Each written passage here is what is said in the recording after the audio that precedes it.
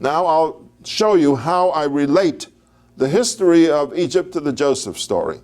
In the museum in Vienna, there is a piece which we call the Vienna fragment, and it describes a scene.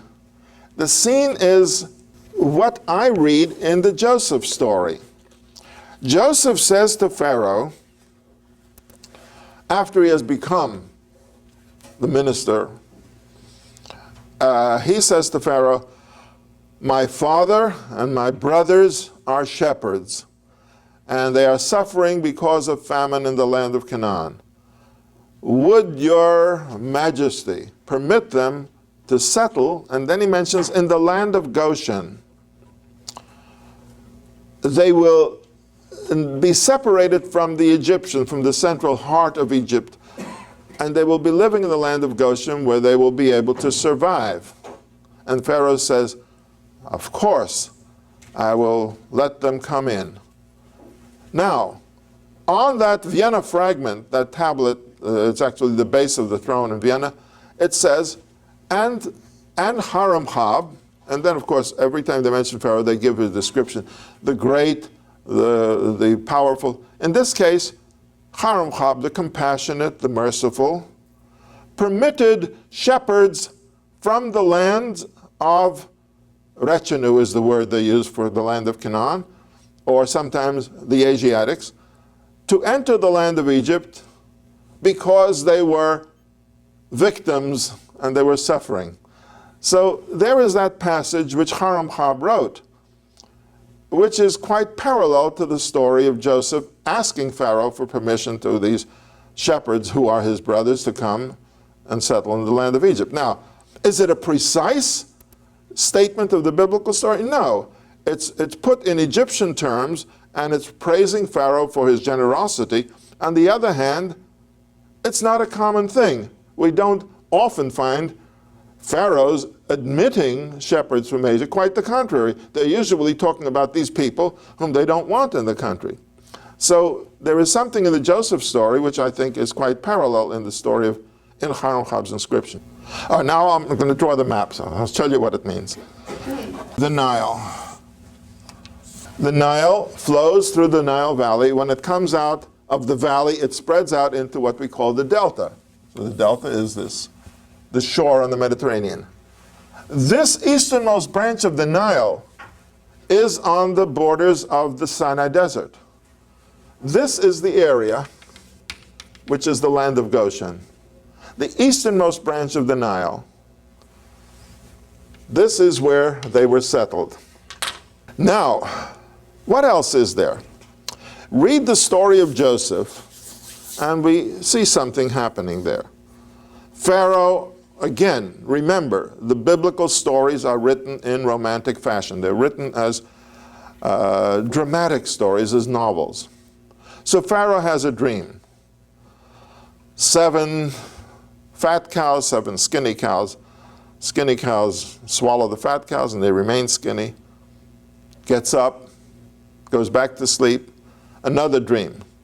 7 ears of corn, very fat, 7 ears of corn, dried out by the wind. That's the expression. Shdufot kadim. The east wind dried them out. That's a correct description, by the way, because the east wind blowing across Egypt really dries things up. Then he says, the skinny corn, the dried up corn, swallowed the fat corn, they remained skinny. What's the meaning of it? So he calls in his hartumim, his necromancers, his magicians, his advisors, his horoscopists, all of those. What is the meaning of this dream? All of these magicians are coming in to explain. My translation of these titles is his Council of Economic Advisors, because they all deal in mysticism, even today. Same group, same thing. They tell you, they think, they produce, they say things, and bingo, the economy goes. And what happened? Well, we try to analyze it, Your Majesty. Anyway, so nobody knows. In the meantime, Joseph was in jail for a while because of the affair with Potiphar's wife, which was not an affair, but turned into a scandal nevertheless. And it's interesting that Potiphar, who is a minister of Pharaoh, and he is the Sar HaTabachim, he is in charge of the slaughterhouses, but evidently also has a personal jail in his palace. Saris, by the way, means, the word means eunuch. So he was a eunuch in the palace of Pharaoh. I suppose his wife was frustrated. And then, of course, you have this handsome boy. So the thing becomes interesting because he goes to jail and then he interprets dreams. And one of the men remembers him. So Pharaoh says, I don't know, none of you know the meaning of this dream. He says, oh, I remember there's this fellow, Na'ar Ivri, a Hebrew boy was there, and he knows how to interpret it. Well, bring him in. And Joseph tells him, Your Majesty, the laws of laissez-faire on the economy, as propagated by Adam Smith, say, very simply, supply and demand, they determine price. So, you know, and those who observe know, that the economy of Egypt depends on the rise of the Nile. When the Nile rises high, there's going to be a big crop. When the Nile doesn't rise high, there's going to be a small crop. The point is, Your Majesty, when you have abundant crop, the prices fall, farmers want to get rid of their stuff, buy it. And of course, you're going to buy it at 5 cents a bushel or a penny a bushel, whatever it is. They're giving it away. Egypt also is a climate that is dry as the Sahara Desert. So you can build storage houses and store this wheat. It will last, it will hold. Then comes a period when the Nile doesn't rise high. The crops are very slim. The people start complaining, we don't have enough. And then we say, oh, but Pharaoh has enough, and he will sell you as much as you want. And they come to buy, and they say, well, now it's $1 a bushel. So you see, Your Majesty, you will save the people of Egypt, and you'll also get rich in the process. That's a very wonderful explanation, which Pharaoh loves. Just works out perfectly. And then it says, they began to build storage houses. And Pharaoh, of course, said, you're a wise man. I'll make you chief of agricultural supply and the one who gives food and life to the people. And therefore, he gave him this title, which in the Bible is Tzafnat Pa'aneakh. They try to figure out the meaning of the Hebrew words. Pa'aneakh means to decipher, and Tzafnat has something to do with hidden, so he was the one who could decipher hidden things. When they discovered Egyptian, they began to read Egyptian. Are you familiar with this sign? Mm-hmm. This sign is Ankh in Egypt, and it means life. And this means the provider of life. So he gave him the title, you are the provider of life. That's his official title, recorded in the Bible of Tzafnat Pa'aneakh. And he gave him a chariot of a minister. And so Joseph begins to control the economy of Egypt. It's interesting how Joseph handles the economy. Now, what does he do? Listen to this story. So there's abundance, and he buys, and he stores, buying and storing. Of course, you add the problem, the story, the romantic story. His brothers come, they don't know who he is, this great Egyptian official, and he talks through an interpreter. It says he talks to them through an interpreter. He speaks Egyptian, they speak Hebrew, because he knows what they're saying. And the drama builds up. In the meantime, he's building up the economy. Now, the lean years come. And whether the lean years were 7 in a row, that's not the point. The point is that there were abundant years, there were lean years. The lean years, the people come and they want wheat and grain, and Joseph sells it to them. Yeah, but he sells it to them at the price of scarcity. In the meantime, Pharaoh's coffers, the treasury, is being built up. And then it says something very interesting. They come to the point where they say, look, we don't have any money. What are we going to do now? So Joseph said, no problem. give me your cattle, and I will give you wheat. Well, what are we going to do without cattle? Oh, you keep the cattle. But now it belongs to Pharaoh. And for this, you'll pay him 20%, whatever it is. You're renting the cattle. It now belongs to Pharaoh. So they have their cattle, but they're paying Pharaoh for the use of their own cattle because they need the money, they need the supplies. It comes to the point where they say, look, you took our cattle, we have nothing now. What? He says, you still have land. Give me your land, and I'll give you food. I'll give you supplies. Well, what do we do without land? Don't worry, you'll still live on it, you'll still work on it, but from now on you're paying rent. According to the Joseph story, all the land of Egypt becomes the property of Pharaoh. All the land of Egypt becomes the property of one person, that's Pharaoh.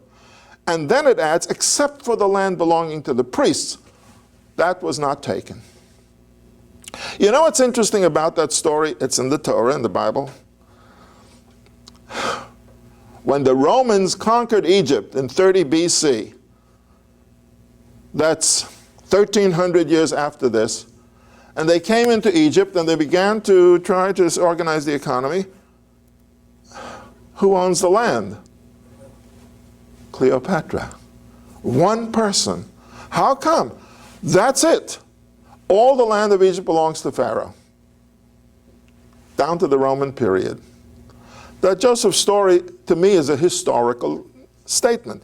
Because, look, if the Joseph story had been written just as the story of Joseph and his brothers and all the drama that takes place between them, what do you have to incorporate these things which are historical statements if they're not relevant to the story? The point is that the whole story is based on historical events that took place.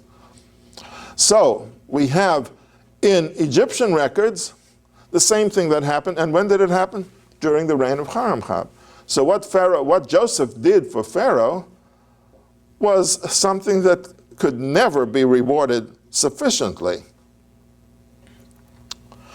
Of course, we get to another development in the history of the Hebrews and the people they served. Now we come to the beginning of Shemot, the end of the Joseph story, and it says that Joseph lived to ripe old age. Interesting thing, Jacob, who died in Egypt, Joseph's father, was mummified. His body was placed in the mummy case and the whole thing. And then they had the funeral cortege from Egypt going up to Hebron. He was buried in the cave of Machpelah. And the people of Canaan said, some great Egyptian nobleman must have died. Look at this cortege. Jacob was buried with royal honors, or noble honors, and he was mummified. When Joseph died, he was also put in a mummy case. He was mummified, put in a mummy case, and the case was stored in the place where the royal or the nobles were kept.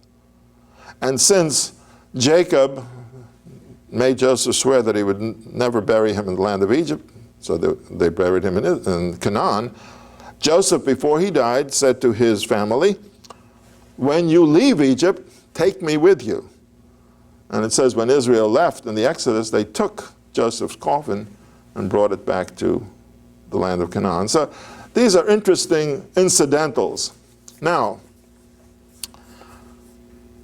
the book of Exodus begins with a statement. The king of Egypt died, and a new king arose over Egypt who knew not Joseph. It's interesting because Rashi has a very interesting comment. He says, of course he knew Joseph. He didn't want to know who Joseph was. In other words, conditions have changed. The situation is different now. And whatever Joseph did, fine, that's okay. Now, this is a new situation. So it says, and then Pharaoh said, look at these people. They're not Egyptians. They are Asiatics. And you know, who knows where their loyalty lies? And then he says something very interesting. If war should break out, they will join our enemies and fight against us. Well, you know, when a king says, if war breaks out, you know what he has in mind? He's planning war.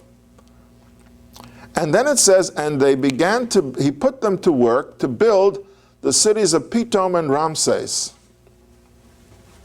Now, Pithom and Ramses are two cities. They are not the pyramids. To build the cities of Pithom and Ramses, and they are called Arei Miskenot, which means arsenals, the way that it's translated usually, storage cities. Okay. Where are Pithom and Ramses? Pithom and Ramses, and by the way, excavation has uncovered this, and there have been inscriptions, and they are named in the inscriptions. Ramses, of course, becomes the name, that dynasty that starts, the 19th dynasty, that starts with the death of Pharaoh mentioned in Exodus. That's the Ramesside dynasty, where the kings are. Ramses is the popular name. Pithom and Ramses are here. And the cities are described as storage cities, or cities for the storage of, and I call them arsenals. And I'll explain why. So the cities are here. Now, when we get to Egyptian records, we find something very interesting happening. The first pharaoh of the 19th dynasty, the first pharaoh is Ramses I. Ramses I became pharaoh and died before his coronation. These things happen, you know, John Paul I, others. Then he's succeeded by Seti I, who rules from 1320 to 1301. So Seti I rules for 20 years.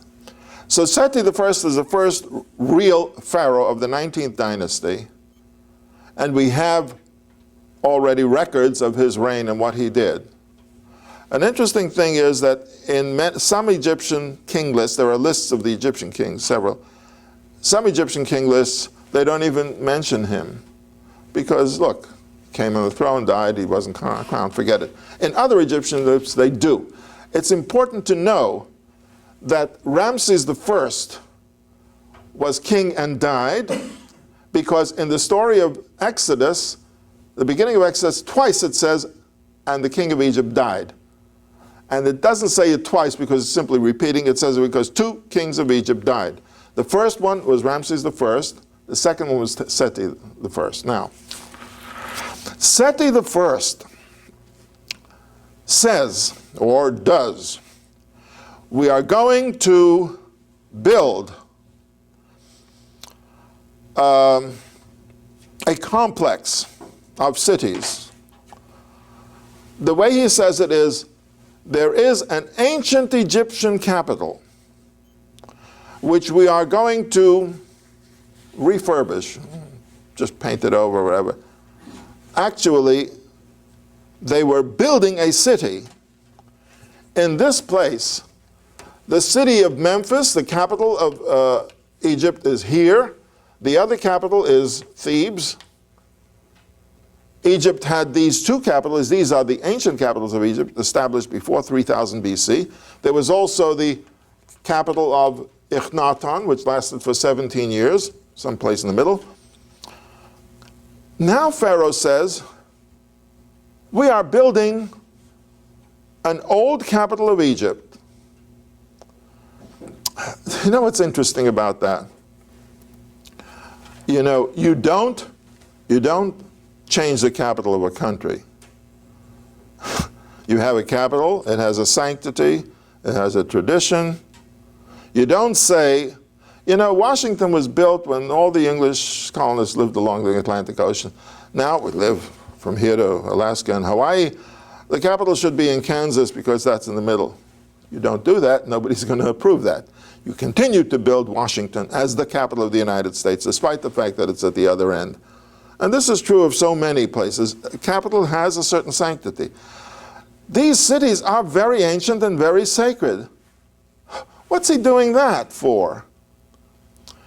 He doesn't claim he's shifting the capital of Egypt to a new place. That he could not do. So he says, we are simply moving the capital of Egypt to an ancient capital. Now, what was the ancient capital? Do you remember when the Hyksos invaded Egypt in 1730 BC and established themselves as rulers of Egypt, with their extensive empire going up into Crete and Greece? And they built in Egypt their capital of the Egyptian area, which was on the easternmost branch of the Nile. And that's mentioned in the Bible, where in the Bible it's called so on. In Egyptian it was pronounced Ja'an, and in Greece it is written as Tan, with the IS ending. That capital was built by the Hyksos, the hated, despised enemies of the foreigners who ruled Egypt for 180 years. They built a capital there, and that's where they ruled Egypt for 180 years. In 1550, they were overthrown by the founders of the 18th dynasty and driven out. Well, what happened to their capital city? It was abandoned, probably damaged somewhat, and then the capital of Egypt was reestablished in Thebes and in Memphis. Now Pharaoh Seti I says, I'm going to simply move the capital to an ancient capital. So what is he saying? He is saying those Hyksos, those foreign rulers who invaded us and we cursed them, so, stop for a minute. They were pharaohs of Egypt. They have a certain legitimacy. I'm simply rebuilding their capital, but they were pharaohs of Egypt. It's a legitimate place. So by moving the capital of Egypt to the ancient city, he is saying, I'm not building a new capital of Egypt, I'm simply refurbishing an old one. But the point is that he was building the capital of Egypt here, and in the cornerstone, in the inscription, it says, this is an ancient capital of Egypt which was established 410 years ago. Okay, 1730, 1320, you have 400 years, 410. So in that inscription it says, this was built by our pharaohs of Egypt 410 years ago, and we're just refurbishing it. You know what's interesting about that? I'll give you a modern example. Harry Truman, great president, never lived in the White House. You know that? No. He lived in Blair House. Why? Because when Harry Truman became president, they already said, they had been saying this for years, this place is falling apart. So what they did during the reign of Harry Truman was they ripped out the entire interior of the White House, everything except the outside walls. And they built a new building, an entirely new house. They had to put in new electrical lines and new sewer lines and new water pipes. Everything it was a brand new White House. But it's never been said, because you can't say that. They said we had to fix up a few things. The floors were already crumbling. We had to fix it up. But they built an entirely new White House. And remember, he said, I want a balcony, so they added the balcony. But the point is, the executive mansion, the White House, was rebuilt entirely new. I think he also had the opportunity to come in after it was all finished in the last couple of months of his administration. Now, what Pharaoh was doing was saying, I'm simply rebuilding, and actually wrote on the cornerstone, which was built by our predecessors, the pharaohs of Egypt, 410 years ago, acknowledging the legitimacy of the Hyksos. At a certain point, when we read Numbers in the early books of the Bible, that is, through the Torah, Joshua, and Judges, you pay attention, you will notice that they don't pay close attention to the number of years. They don't. They use round figures. They'll say 40 years over and over again, 40 years, 80 years, 20, multiples of 40. They don't keep strict records. They didn't keep strict records. The only strict records they paid were genealogy. Their parents, their grandparents, their names, they could recite their names all the way back. This they knew. If we pay attention to the genealogies, we get a more correct chronology. You see, your concept and mine, we pay attention to time. We pay attention to a calendar. We count years.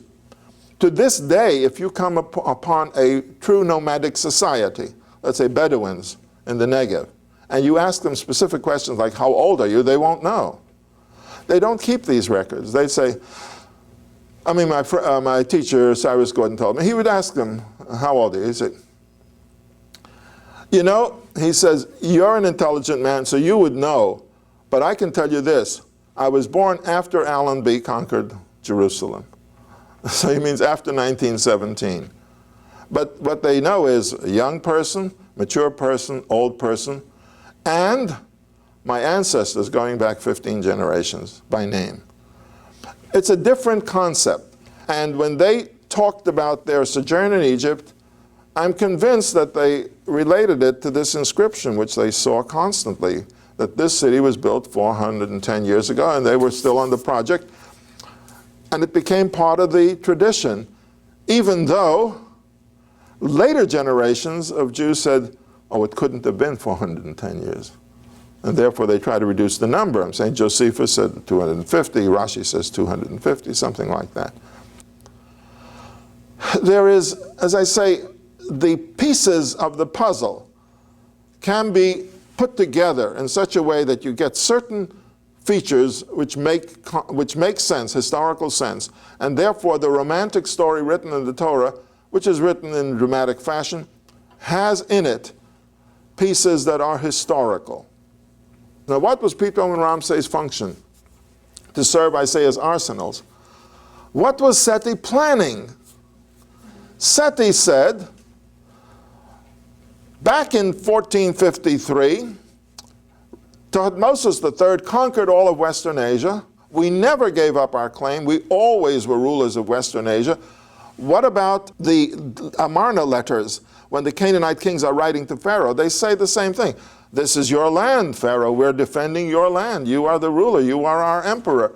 Please help us to defend the land against these Hebrews. So you can see that Egypt always claimed it. Now, Egypt could never assert its power because during the Amarna period, you had a revolution in Egypt, a civil war going on. They couldn't send troops. They couldn't even send a small contingent of troops because the king of Jerusalem, Abdi Chiba, keeps begging, please send even 25 Egyptian soldiers. Nothing. No help, because they're too much concerned with what's going on within Egypt. Now that the revolution is over, there's been a restoration. Now they're starting to rebuild Egyptian power. Seti says, okay, now is our chance. We're going to reclaim all of our territories outside of Egypt, up to the Euphrates River. In order to do that, he said, we're going to build the capital, and we will work from here, and we will build up, this was the plan, and this was what they succeeded in doing, the largest Bronze Age military force in history. The largest military force in history, which was this was still the Bronze Age, late Bronze Age. These cities were built of mud brick. Mud brick is one of the most widely used construction materials in the world. I'm talking about forever, down to the present day. Most buildings in the world where people live are either mud brick or straw houses. We may not be aware of it in Los Angeles, but this is the fact. It's been that way 5000 BC. It's still that way today. Even in Mexico, where you have mud brick houses. They're called adobe in Spanish. They were building the walls of the cities of mud brick. And the Bible says that. They had to have straw in order to keep the mud together. They build them, and then they pile the bricks up one on the other. They build a wall. They build a city. And when Pharaoh wanted to make life difficult for them, he said, we're not going to give you the straw anymore. You're going to pick up your own straw. Make life more difficult for them. But you can see that they gave them that. And when the Israelites complained to Moses, and they say, you took us out into the desert, no food, no water. We remember those wonderful days in Egypt when we used to sit down at the end of the day and we had a pot full of stew with meat, and we ate beautiful, wonderful fish, and we ate squash and cucumbers and all that wonderful stuff. It was so nice living in Egypt. The good old days, you forget the slavery, you forget that. You just remember that delicious food which you can't get in the desert. But that reflects also how they were treated. Namely, they were enslaved. Nobody's getting paid, but you get your food, because you have to work, and you get your supplies, and you just work for Pharaoh. Now, okay, let's continue, because we'll get the essence of what was going on here. From the time that Seti I became Pharaoh and set the capital of Egypt at this ancient Hyksos capital and re-established his relationship to the Hyksos in order to legitimize this, why did he do that? Because his plan was, we will rule from here, we will build these cities of Pithom and Ramses that are going to store all of the weapons, the chariots, the armors, the weapons that we were going, and we're going to build this great army, and then from this point, jump off and reconquer Asia. That was the plan. It was a long-range plan. And that's why I said they built the greatest Bronze Age army in history, but it was the end of the Bronze Age. Now, the second death in the book of Exodus, and Pharaoh died, and a new king arose over Egypt who didn't know Joseph, and then Pharaoh died again. That's the second death. And then Ramses, his son, becomes Pharaoh. And Ramses II has the longest reign in the history of Egypt, and one of the longest reigns in all of history. He was on the throne for 67 years. And because he was Pharaoh for so long, you know, he had the opportunity to build statues and temples and inscriptions and without end, and colossal statues, and so a lot of stuff. What he wanted to do was to lead the conquest of, to lead the armies of Egypt and conquer Western Asia. Now we have the Battle of Kadesh in 1280. This is one of the very interesting and, you could say, epic-making events in ancient history. The Battle of Kadesh takes place in 1280 BC. Now, what is that? That's 40 years after the establishment of the Ramesside dynasty, 40 years after the establishment of this city as the capital of Egypt. So you have from 1320 to 1280, building the cities. The Israelites are building Pithom and Ramses, who are the suburbs of Zoan, but they're also associated with Zoan and probably helped in the building there too, although the Bible only mentions Pithom and Ramses, and the Bible specifies that they are storage cities, which I call arsenals. And over these 40 years, they're building and creating this great army and all of the armaments and the chariots and everything else. Now in 1280 BC, Pharaoh Ramses II launched his invasion. In order to make this the great event that it was going to be, namely Egypt is going to reconquer and reclaim its possessions in all the lands that it had conquered, he had in his army, in addition to the charioteers and the infantry and the men of, the spears and the swords and the longbows and everybody organized, he also had a corps of artists and writers to record this glorious event. Okay, today we would have war correspondents and photographers. He didn't have photographers. He had writers who made sketches, and then later on they made full-blown portraits of all the events that went on. So he was really prepared for this great event. And he marched out of Egypt, and then he recorded this whole thing. So we have his record of it.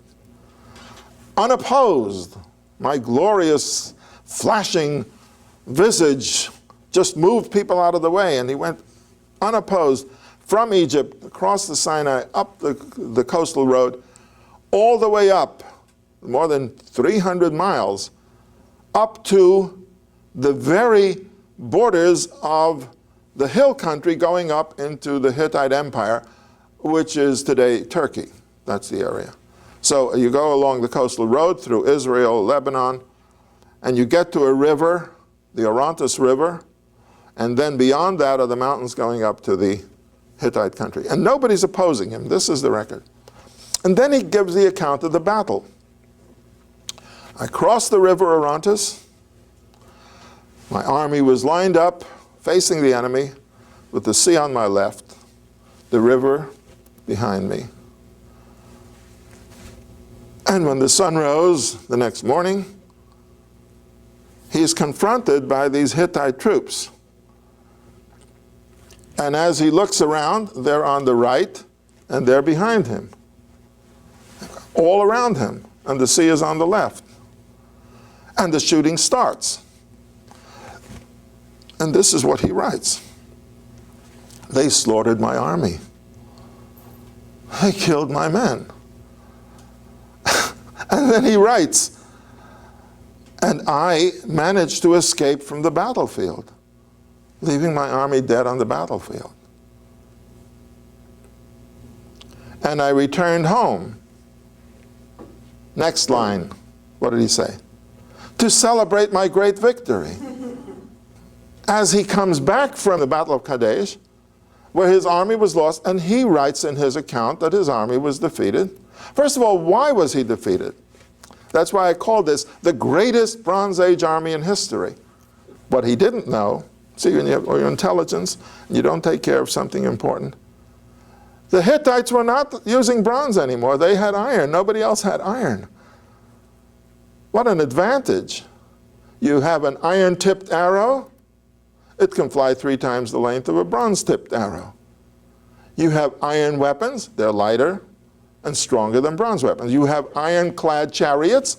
They're lighter than bronze-clad chariots. They had iron. He didn't have iron. He didn't know about iron. They knocked the hell out of him. That was the end of the Bronze Age. Now the Iron Age comes on the map shortly thereafter. Of course, they still controlled, as long as they controlled the iron monopoly, and they did for over 200 years, it was still the Bronze Age, except for the Hittites.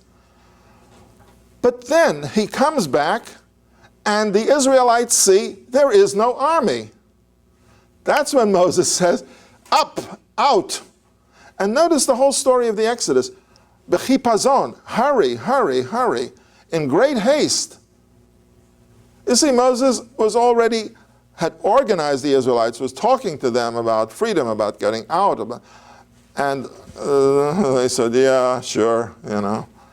But then he sees what you said, the army had left, but potentially could return. Now he said, there is no army. He sees Pharaoh coming back without an army, and he knows what happened. They all knew what happened. That's when the Israelites went on the Exodus, and they left. What about the plagues? What about the plagues? I'm sure that the Egyptians suffered plagues, and I don't know exactly how and what, but the point is, certain things happened, and the whole dialogue between Moses and Pharaoh is interesting. And when Pharaoh says yes, and then he says no, and then at one point he says something very interesting. He said, you're talking about leaving, how can you? And then he says, Ra'u, look, ki ra'a lifnechem, ki ra'a al pnechem. The word ra'a in Hebrew means evil. Evil will confront you. But that's not what he said. He said Ra, the god Ra, which is spelt the same way as the word evil in Hebrew. The god Ra will stop you. So Pharaoh is saying to Moses, you won't make it because the god Ra will stop you, the sun god. But since the word is written in Hebrew, and we don't know the name of the god Ra, but we know the word evil, so we translate it as evil will confront you. But no, he was saying the God will stop you. The whole conversation, the dialogues, all the stories of the plagues, you know, it doesn't concern me as a historian. I say, something happened, yes, I'm sure that there was a locust attack. And the locust attack is described accurately. Winds from the west came and blew the locusts in. I'm sure that there were other things that were happening. There may have been, what do we call this, a red tide in the Nile. red tide happens along the shores of New England. The plagues happened. The point is, when Moses saw that Pharaoh lost his army, that's when the Exodus took place. Now, it's interesting. Historians know that the Battle of Kadesh, 1280, the historians say the Exodus took place in 1280. They don't connect the two. You must connect the two. Unless you say the whole biblical story is just fiction. But the fact is, the Exodus took place after the Battle of Kadesh because Moses knew that Pharaoh had lost his army. And when the Israelites go and the Egyptians try to follow them, they do the wrong thing. The whole description of the Exodus is interesting. Yam Suf, by the way, which we usually translate as Red Sea, is not the Red Sea. Yam Suf is the lake of the reeds, the papyrus reeds, bitter lakes. That's the meaning of Yam Suf. It says, a strong wind was blowing from the west, and the water in this place became shallow. The Israelites started to cross. It's still wet mud, and they're crossing, and they get over onto the Sinai side. When the Egyptians follow them, they follow them with chariots and horses. And what do? They bog down in the mud. I think the biblical description is quite accurate. You don't chase people who are walking flat-footed, with their sandals, and go in with horses and their hooves and the wheels of the chariots and get bogged down. It was the wind blowing. That's the description. A strong wind blowing from the west, that blew the water out of the lakes, of the ponds where the papyrus grew, which was called Yam Suf, and therefore the water became shallow or probably disappeared in certain places. By the way, again, it's interesting. The word Yam in Hebrew means lake, sea, ocean. Not every language has words for everything. And when I was translating the book of Job, I came across this very interesting phenomenon that there are something like 6 or 7 synonyms for gold in Hebrew. In English, it's gold. So how do you translate? You have to try to play around the idea, and this is true. And each language has its own genius and its own quality. So in Hebrew, Yam means ocean, it means lake, it means sea. And in Arabic, the word bahar, which means river, is used for an ocean. And the word wadi, which means dry channel or dry riverbed, which floods when there's a rain, was used for, when they conquered Spain, they see these great rivers, the Guadalquivir, the great river, Guadalquivir, which flows around Seville. They called it Wadi al-Kabir, which means the Great Wadi, which is the source of the Spanish name Guadalquivir. Guadalquivir is the Arabic Wadi al-Kabir, the Great Wadi. And wadi is dry channel. The argument is, to what extent is the biblical account historical? Some people will say, well, if it's not written on an Egyptian record, it doesn't say on an Egyptian record, Moshe ben Amram led the Israelites, and it doesn't exist. Sorry, I can't accept that. I think the biblical account is pretty good. And I have to take the little pieces from Egyptian history to fit in. The other point is, the Egyptians would never have said, Tzafnat Pa'aneakh or Tzafnat Pa'aneakh is a Hebrew boy named Joseph. They wouldn't do that. The names recorded in Egyptian records are the royalty and the nobility and people who rose to great power, but very high power. And Joseph doesn't fit into that, at least. What about the concept of a child being the princess? Oh, that's such a beautiful story, and I love it because, the conversation between the princess of Egypt and Miriam, Moses' sister, and she says, oh, I have a nurse who'll be able to nurse him. And the princess says, oh, that's great. So Moses' own mother nursed him until the age of 3. It's a nice story, but Sargon of Akkad, when he writes his autobiography, says, I never knew my father. My mother, when I was born, put me in a basket and set me to float on the Euphrates River. And Aki, the irrigator, found me and picked me up, and he adopted me, and I became his son. But I never knew my father, didn't know my mother. I was floating on the river. I was found. And then I became the emperor of Babylon. It's not an uncommon story. So it's a beautiful story. And the fact that he was brought up by the princes of Egypt is nice too. And you know, when I was very young, I was giving a lecture to a high school group, and I said, you know what's interesting? When Moses says to God, but I cannot speak, I am kvad peh and kvad lashon, I have difficulty in expressing myself, I have difficulty with my tongue. I said, that's because Joseph grew up speaking Egyptian, and his Hebrew was not fluent, and that's why he claimed he couldn't speak to the Israelites. It's a good theory, you know. It's a good theory. But he probably spoke Egyptian and Hebrew as well. I mean, he was brought up by his mother, even up to the age of 3, and she could have indoctrinated him. He certainly felt like a Hebrew, because he went out of the palace and he saw an Egyptian hitting an Israelite. He killed him. Okay, let's get to the end of the Battle of Kadesh, the results of it. What does he say? I came home to celebrate my great victory, after he confesses that his army was killed. We have a record of the treaties made between Egypt and the Hittites after the Battle of Kadesh. 2 records, Egyptian and Hittite, and they agree. What do they tell us? That Egypt gave up its claim to all the lands of Western Asia and agreed to share them with the Hittites. In other words, whereas Pharaoh claimed everything up to the Hittite territory and the Euphrates, when they signed the peace treaty, the boundary goes south from the Hittite country and stops at a place where you can see he had to share what he claimed to be all of his. Not only that, but we know that Egyptian power declines thereafter, and declines considerably. So Merneptah, his successor, in an inscription which he wrote in 1225 BC, Merneptah writes in a stela, that is a big monument that he erected, which is called the Victory Stela. Why? Merneptah claims victory, victory, victory.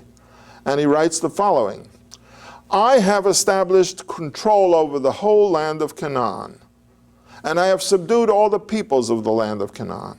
And he names them. Yanoam is mine, and this is mine, and Gilgal is mine, and so on. I've established control. As for Israel, I have destroyed them. Israel is lost. They will never rise again. It's a slight exaggeration.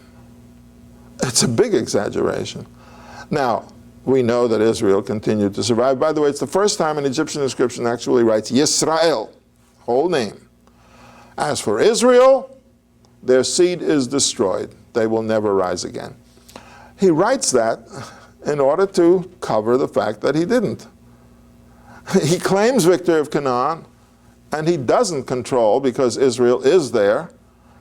And what's other interesting is, I told you, in Egyptian inscriptions and Egyptian hieroglyphic, there are determinatives, that is, symbols put in front of a name. And then the symbol in front of a name can say something like, this name is a king, this name is a minister, this name is of a nation that is settled in its own country. Before Israel, it says this is a nation that is not yet settled. Very interesting. So he is acknowledging the fact. Now, 1280 was the Exodus.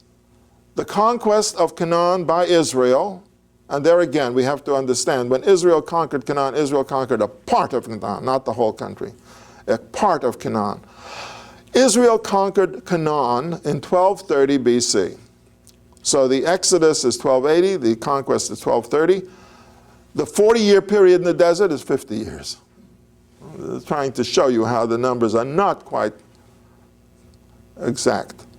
Israel conquers Canaan in 1230 BC. 5 years later, Merneptah writes in an Egyptian inscription, 5 years later, saying, I have conquered Canaan and imposed my control over the whole land, and Israel is destroyed. So what is he saying? That Israel is in the land, they're not yet settled down in the land, they're there, and I have destroyed them, but we know that he didn't destroy them. So obviously, his inscription is simply boasting, and boasting to what is not real. But at least he does reveal the fact that Israel had recently come into the land of Canaan and had not yet settled in all of its territories. So even that inscription, which is not true, but gives us enough information to substantiate the biblical account. I think that I have a plan, an idea of what the historicity of the biblical account is. And I say this is important to understand, because if you're going to say we won't believe anything until we find an Egyptian inscription that says Moses and Aaron and Miriam and all of that, you may have to wait forever. But I will tell you this, the marriage contracts of Abraham and Sarah, Isaac and Rebekah, Jacob and Leah, and Jacob and Rachel, those marriage contracts are in the soil someplace, either in Iraq or Syria or Israel.